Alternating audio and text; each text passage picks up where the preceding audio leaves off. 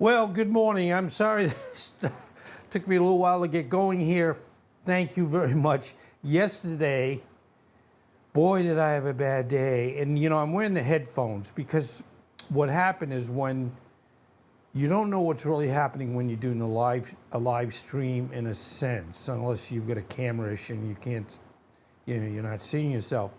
But audio-wise, every once in a while, for no obvious, I forgot to plug this in thing, it basically, in both this presentation I'm doing again, and then I do a short, less than 59 seconds, so that in essence, we have where, we know and expect that the audio is going to be good, but you don't know until you go and test it. Now, what I'm doing now, which was kind of like you should have done this all the time, I'm monitoring my output in the sense of audio. So, yeah, this should be as you would expect and exactly what you paid for.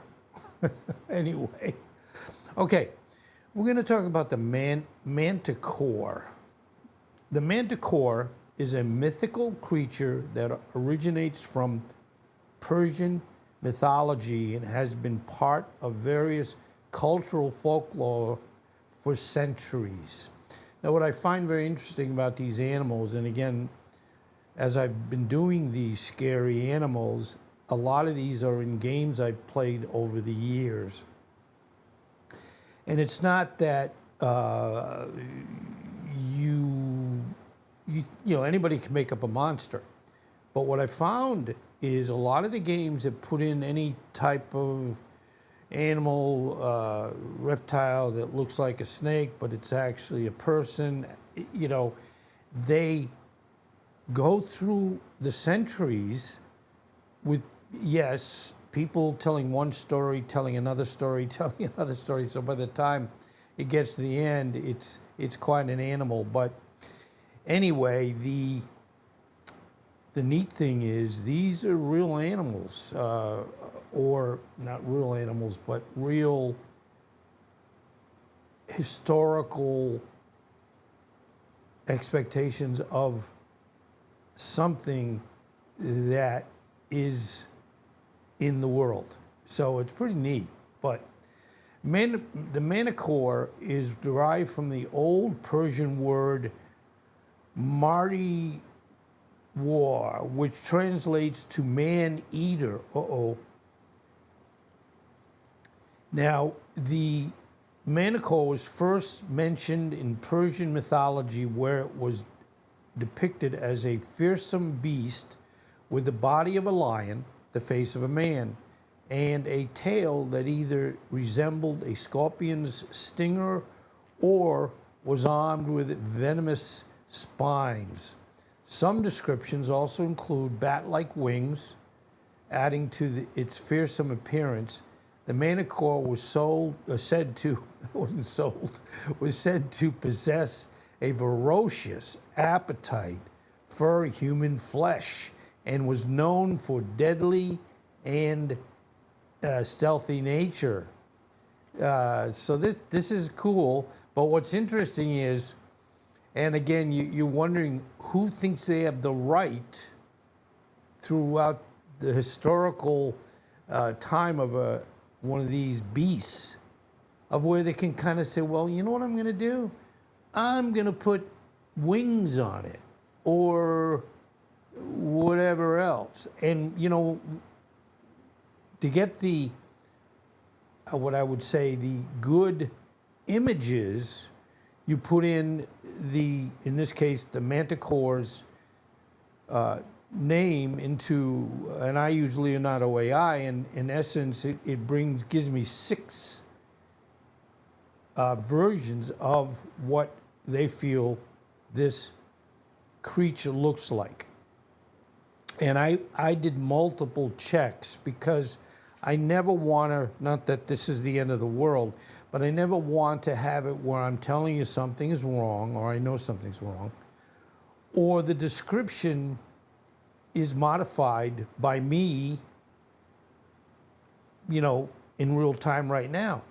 So what I basically found is most of these showed a lion's head. And it could be construed as being a human body. But hey, only the ancients know. I don't. I just report them as I see it. Okay. One of the earliest known accounts of the Manticore comes from the Greek physician Ctesias, who lived in the 5th century BCE. He described the Manticore in his work Indica, where he mentioned that the creature was native to India. According to him, the Manticore was extremely fast, had 3 rows of sharp teeth, and could shoot its spines like arrows, making it a formidable hunter.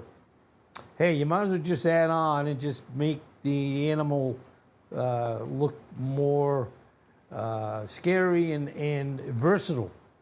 I mean, if it can bite people, it can send darts at people, it can fly and land on people. Hey, it makes for a better monster, right? Okay.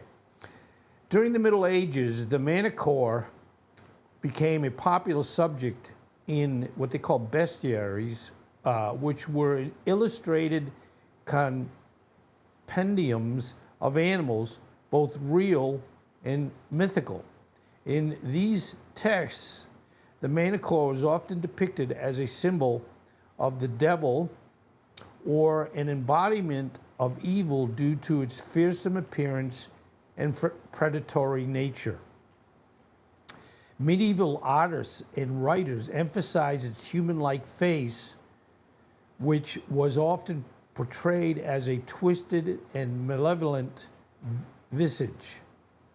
Hey, I didn't make this up. Okay, now in the Renaissance period, the Manticore continued to appear in various works of art and literature. It was often used as a symbol of tyranny or as an allegory for the dangers of unchecked power. Wow. Do we have any of these alive today?